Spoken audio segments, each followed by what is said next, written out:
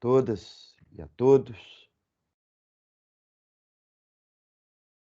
Quero desejar a vocês aí bons trabalhos e a partir de agora a gente começa a falar da Revolução Inglesa do século XVII, que está aí mais ou menos dentro desse escopo das chamadas revoluções burguesas. Só que a Inglaterra tem um processo que antecede de fato essa insurreição da classe burguesa do século XVIII por toda a Europa, e século XIX, né? Então, a Revolução Inglesa, ela é liderada aí por uma burguesia, né? Nascente, agora poderosa dentro da Inglaterra, e que derruba o absolutismo monárquico, né? Aí, já na segunda metade do século XVII, 1688, mais precisamente, com a chamada Solução de Compromisso, a Revolução Gloriosa. Vamos aí dissertando com vocês, partilho já o PowerPoint para a gente ir seguindo o roteiro aí, né? Beleza. Então tá lá, fim do absolutismo na Inglaterra. Bom, compete a gente falar um pouquinho dessa Inglaterra pré-revolucionária, né? Afinal de contas, você tem uma guerra civil que começa em 1642 e vai terminar em 1648. Portanto, tem cerca de 46 anos de embate, né? Vejam vocês, eu começo dizendo da dinastia Tudor. A dinastia Tudor, ela começa com Henrique VIII, Henrique VII, né? Mas ela tem o seu auge com Henrique VIII. Henrique VIII, já falei com vocês, quando a gente trabalhou com a reforma e a contra-reforma, é o autor da reforma anglicana. Então ele, vamos dizer assim, ele nacionaliza a, a religião católica, né? Ele passa, inclusive, a ser o chefe da igreja. Então, esse é o auge do absolutismo. Imagina, o rei tem o poder temporal e tem o poder espiritual, né? E segue aí avante por sua descendência, né? Terminando com Elizabeth I. Então, grande crescimento da burguesia, né? A dinastia, a monarquia, ela se sustenta nesse apoio dessa burguesia monopolista, porque o rei concede a esses eh, burgueses monopólios, né? De comércio, de transporte, etc., né? De produção, eh, ao lado de uma burguesia que também cresce pelo cercamento dos campos. É uma política que foi adotada a partir aí de Henrique VIII, de pegar as terras comuns, terras do Estado, né, da coroa, que eram trabalhadas, né, pelos camponeses, eram emprestadas a esses camponeses arrendatários para a produção, reconfisca isso e entrega essas terras na mão desses dessa burguesia, agora burguesia agrícola, né, que vai gerar muita riqueza com a produção de ovelhas, né, a ovinocultura para produção de lã. Então essa burguesia vai crescendo e crescendo e se tornando importante. Em determinado momento, nós falamos para vocês também que as religiões na Inglaterra e as classes dominantes, elas tiveram um papel muito decisivo nas relações políticas. Vejam vocês, quando eu falo as religiões, é porque lá na Inglaterra, após a reforma protestante, conviveram ali os católicos, né? Os anglicanos, agora católicos ingleses, sobre a proteção da monarquia, né? Que mistura um pouco do culto protestante com o culto católico, assim, a estrutura católica administrativa, né, hierárquica, mas com ingredientes do culto, né, da cerimônia, dos dogmas dos protestantes, né? Então, católicos, anglicanos e os chamados calvinistas, né, que se dividem aí em presbiterianos e puritanos. Os presbiterianos são, é, é, são protestantes mais moderados, os puritanos mais exaltados, mais radicais. Então, os anglicanos ligados à monarquia, né, os clérigos anglicanos e a burguesia monopolista. Essa ali temerosa de perda ou assegurando seus interesses juntos da monarquia. Os católicos mais ligados à nobreza feudal, né, aquela nobreza tradicional, e os calvinistas aí chamados de presbiterianos e puritanos, chamada pequena burguesia, né? É, 1628, o rei resolve uma guerra lá entre eles lá, e solicita ao parlamento, o parlamento aprovasse o aumento de impostos, o que o parlamento, que é uma, uma tradição inglesa, né, de se reunir ali a Câmara dos Comuns, a Câmara dos Lordes, né, a Câmara dos Lordes formada pela alta nobreza, o clero, a Câmara dos Comuns pela essa burguesia, a pequena burguesia, né? É como se fosse assim um conselho de Estado, né, que aprovava as atitudes do rei, mas na realidade o rei tinha todo o poder, né? A chamada petição de direitos, ou Bill of Rights, o que o rei assina, né, dizendo que respeitaria as tomadas de decisões do parlamento, mas não aceita, né, e resolve fechar o parlamento, até que, em 1642, de novo aí numa guerra contra a Irlanda, o rei Carlos I resolve também aumentar impostos e convocar exército para a luta contra os católicos lá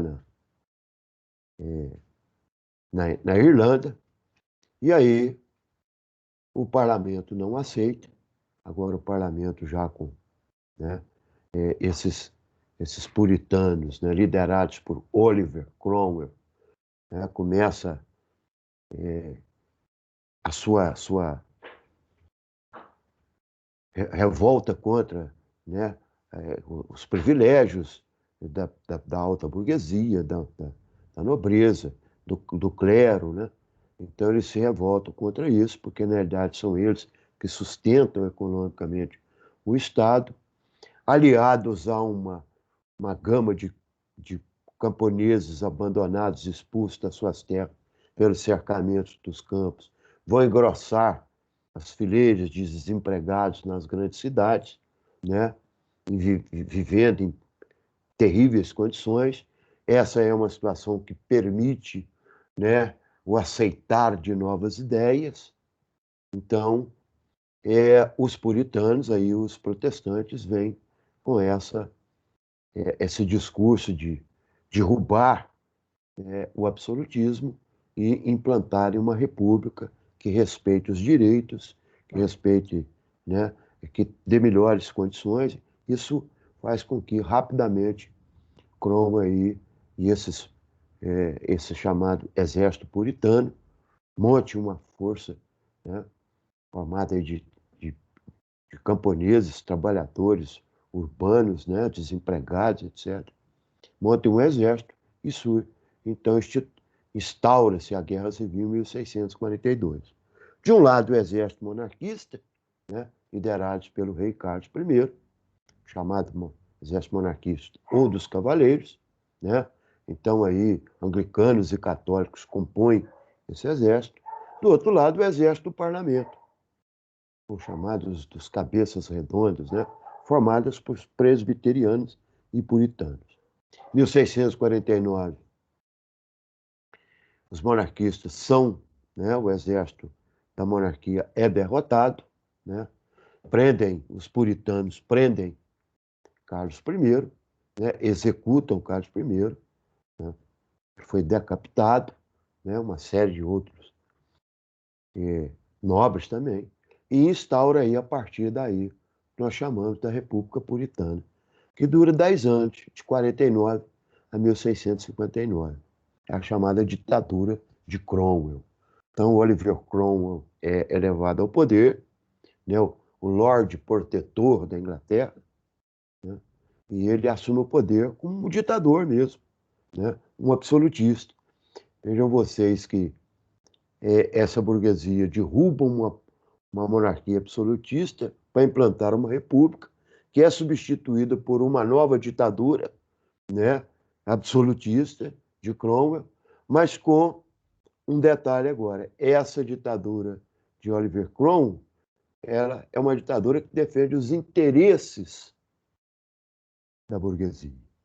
Então, é a tomada de poder pela burguesia, né? Funda-se a partir da chamada Commonwealth, né, formada pela Inglaterra, Irlanda e Escócia, o Cromwell, né, com a restauração dos católicos lá na revolta católica lá na Irlanda, ele entra em guerra contra a Irlanda, vence, pega ali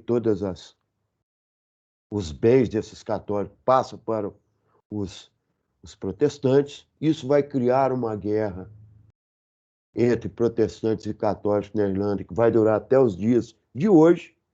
Até hoje ainda tem.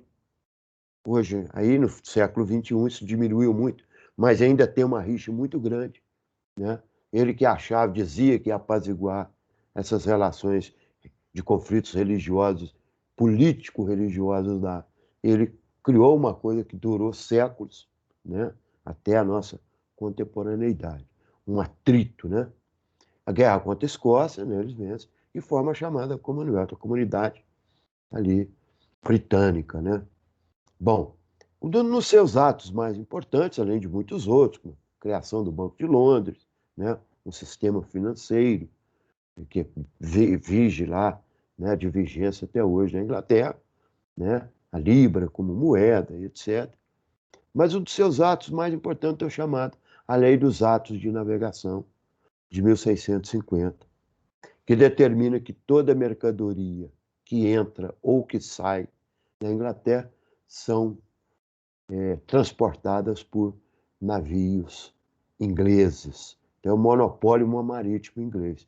Com isso, com a marinha inglesa começa a se tornar a grande marinha do mundo e vai dominar aí o século XVIII e o século XIX, a partir do momento em que eles vencem a esquadra holandesa, que, né, era a grande esquadra que transportava aí mundo afora, e a marinha inglesa será a grande arma de transporte aí, não só de mercadoria, mas de guerra, né? A partir aí do século XVIII, século XIX, perdendo a hegemonia aí até na Primeira Guerra Mundial, né? Bom, Cromwell morre, há uma divisão do exército, né, do exército puritano, restaura-se a monarquia lá, né? O filho de Carlos I, Jaime II, né? Ele tenta, aí a luta entre católicos, um é católico, o outro morre, aí o filho é, é, é puritano, o outro é anglicano. Essas relações e aí essa nobreza que está ligada, ora ao poder, com seus privilégios, ora entra outro. Esses reinados são curtos, sabe?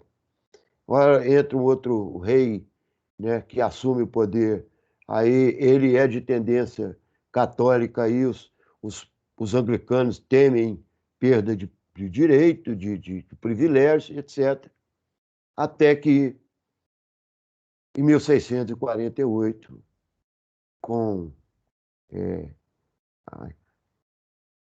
o acordo de que seria a sucessão do trono seria de um rei católico, né?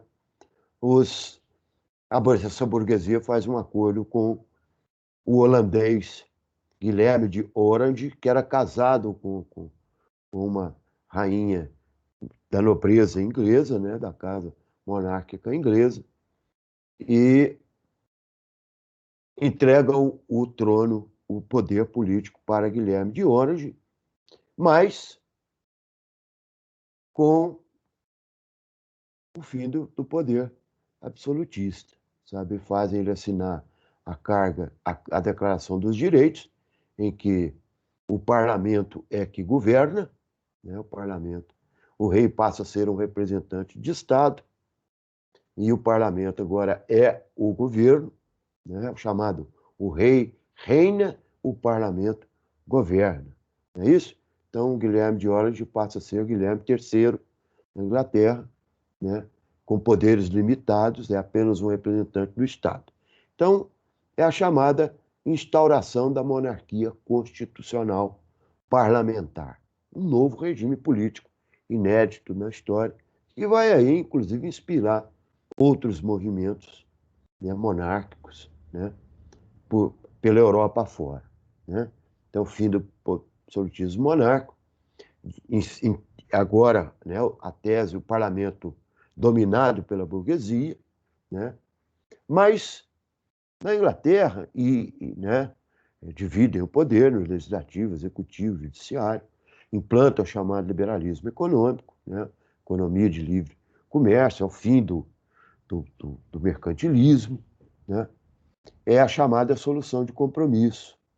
Por quê? É assim chamado. Porque a nobreza se alia à burguesia na Revolução Gloriosa para os dois dividirem o poder, né? Então não houve derramamento de sangue, não houve guerra, tal qual na Revolução Puritana houve aí 7 anos de guerra, né? Uma guerra sangrenta, né? Destruiu, né, o país. É, Agora não, a Revolução Gloriosa é chamada de a solução de compromisso, porque essas duas classes, uma que dominava e a agora que domina, resolvem dividir o poder entre si e governarem dentro do parlamento, né? E os camponeses, mais uma vez, os camponeses, os trabalhadores, né? O povo em geral ficou de fora desse acordo. Isso vai desencadear aí para frente uma série de outros atritos também agora, né, do povo contra as classes dominantes. Mas o fato é que, a partir de agora,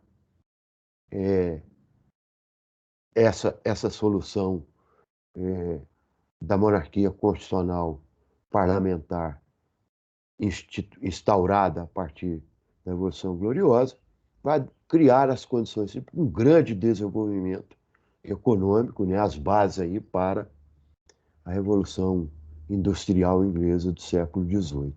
Um assunto que nós vamos tratar aí para frente. Então, satisfação em falar com vocês e fiquem com Deus.